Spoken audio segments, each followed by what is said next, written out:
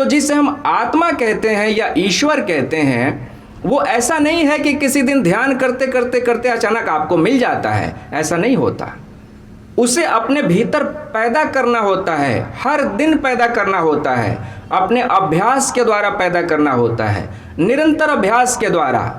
जैसे सुनने की बात मैंने की, बहुत थोड़े अवसर पे ऐसा होता है कि हम ध्यान से कोई चीज़ सुन पाते हैं, बहुत कम होता है ऐसा। अक्सर ऐसा होता है कि आप कोई चीज़ सुन रहे होते हैं और सुनने के साथ साथ आपके मन में उसका विश्लेषण भी चल रहा होता है। आप किसी को सुन रहे होते हैं और मन में विचार भी चल रहा होता है, मन कहीं और है, तो ये सुनना नहीं हुआ। सुनने का मतलब हुआ कि वो बीच में जो मन का पर्दा है ना, वो उसको थोड़ी देर के लिए साइड कर दीजिए। अर्थात कानों से ध्वनि जा रही है, बीच में मन कोई बाधा नहीं कर रहा है, ध्वनि सीधा कहाँ पहुँच रही है? सीधा हमारे साक्षी तक पहुँच रही है। वो जो भीतर सुनने वाला बैठा है उस तक सीधा सीधा ध्वनि पहुँच रही है। यदि इस तरह से आप सुन पा रहे हैं तो इसी को हम कहते हैं वास्तविक रूप से सुनना, राइट लिसनिंग कहते हैं। सुनने की कला यही है कि जब भी आप सुने तो मन के विचारों को ठहर जाने दें, उसके बाद आप सुने। जब भी आप सुने तो सिर्फ शब्दों को ही नहीं सुने, शब्दों के बीच में अंतराल भी होता है, शब्दों के बीच में खालीपन भी होता है, उस खालीपन को भी सुनना होता है। ज्ञानी तो कहते हैं कि शब्दों को सुनना तो बहुत साधारण बात है, वो जो समझदार है ना वो शब्दों को नहीं सुनता। शब्दों के बीच में जो खालीपन है, वो जो सन्नाटा है, मौन है, उसको सुनता है। वास्तव में यदि आप ध्यान से देखें तो जो भी शब्द हैं वो कहाँ से पैदा होते हैं? हर शब्द निःशब्द से पैदा होता है, मौन से पैदा होता है, और हर शब्द फिर वापस निःशब्द में खो जाता है, मौन में खो जाता है। अर्थात निःशब्द शक्तिशाली है, निःशब्द से ही शब्द प्रकट हो रहा है और फिर वापस निःशब्द में खो जा रहा है। मौन से ध्वनि मुखर हो रही है और फिर वापस जाके मौन में ही खो जाती है ना। भारत में ईश्वर को जानने की दो पद्धतियां रही हैं। एक को ज्ञान मार्ग कहा जाता है, दूसरे को भक्ति मार्ग कहा जाता है। ज्ञानी जो है वो ध्यान के मार्ग से चलता है, भक्त जो है वो गीत के माध्यम से चलता है, भजन के माध्यम से चलता है। अब आप ध्यान से थोड़ा समझिए कि ये दोनों मार्ग कैसे जाके एक ही जगह पे मिल जाते हैं। ज्ञानी कहते हैं कि ध्यान का गहरे से गहरा जो अनुभव है वो ओम की ध्वनि के उच्चार जैसा है। अर्थात ध्यान जब बहुत गहरा होता है तो वहाँ पे एक ध्वनि सुनाई देती है जो कुछ कुछ ओम की ध्वनि से मिलती जुलती है। जिस ओम का हम उच्चार करते हैं उस ध्वनि से वो मिलती है। उस ध्वनि को ज्ञानियों ने अनाहत नाद कहा। अर्थात वो किसी चोट से पैदा नहीं होता है, यूं ही पैदा होता है बिना किसी चोट के, अनाहत है वो। दूसरी तरफ भक्तों का अनुभव क्या है? भक्त भी कहते हैं कि वो अनाहत है, उनको भी ओम ही सुनाई देता है, लेकिन ओम जो है वो कैसे धीरे धीरे धीरे आके संगीत के मार्ग में परिवर्तित हो जाता है। आप समझिए, ओम जो है जिसे अनाहत नाद कहा जाता है वो सबसे सूक्ष्म है, सृष्टि का ध्यान का सबसे सूक्ष्म अनुभव है वो। तो वो जो सूक्ष्म नाद है वो थोड़ा सा स्थूल होता है, थोड़ा सा स्थूल होता है तो नाद से श्रुति बन जाता है। श्रुति यानी पहले जितना सूक्ष्म था अब उतना सूक्ष्म नहीं रह गया, अब कुछ कुछ पकड़ में आ सकता है कानों को। फिर श्रुति से जब वो थोड़ा और स्थूल होता है तो स्वर बन जाता है, स्वर थोड़ा और मोटा हो गया, वो अब कानों को और आसानी से पकड़ में आ सकता है। स्वर से जब वो थोड़ा और विकसित होता है तब वो राग बन जाता है ना। स्वरों का समूह मिलके राग बन गया, अब राग आसानी से समझ में आएगा।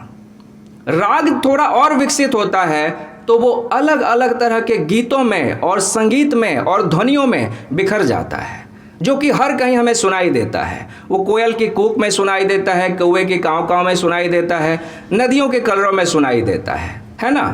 अर्थात सबसे जो सूक्ष्म था अनाहत, वो थोड़ा कम सूक्ष्म हुआ तो श्रुति बना, उससे भी थोड़ा कम सूक्ष्म हुआ तो स्वर बना, उससे भी कम सूक्ष्म हुआ तो राग बना, उसके बाद फिर वो गीत बन गया।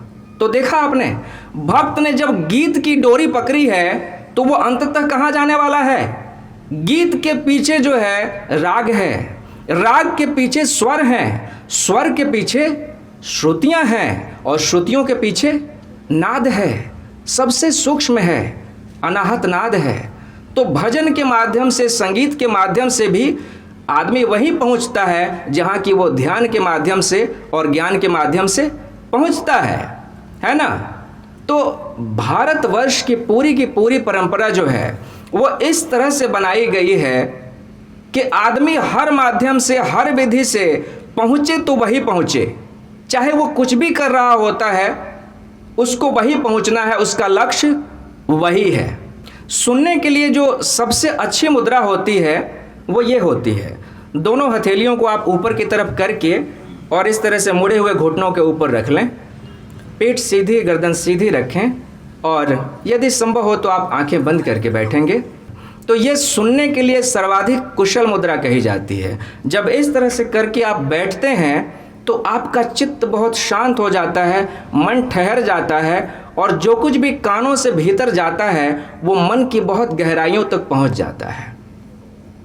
भारतवर्ष में विद्यालयों में नीचे बैठ के पढ़ाई करने की, शिक्षण करने की परंपरा थी, लेकिन जैसे जैसे हम तथाकथित आधुनिक हो रहे हैं, अपनी पुरानी परंपराओं को हम सिर्फ पुरानी कह के छोड़ते जा रहे हैं। नहीं, ये बहुत गलत है।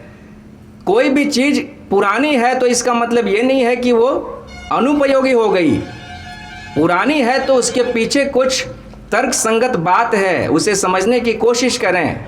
शादियों में जाते हैं, खड़े होकर भोजन करने की व्यवस्था आजकल हर कहीं है, ये नासमझी भरी बात है।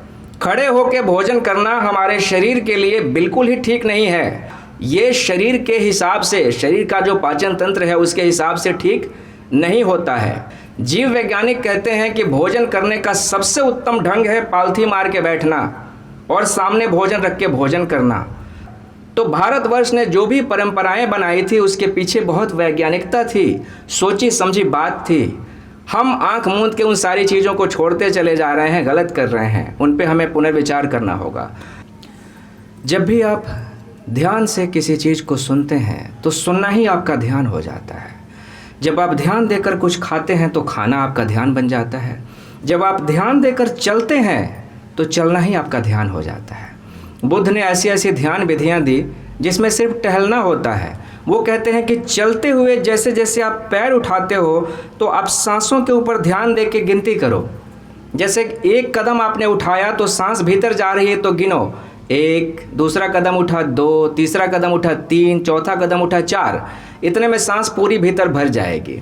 फिर सांस बाहर फेंकना शुरू करो और गिनती शुरू करो, 1, 2, 3, 4।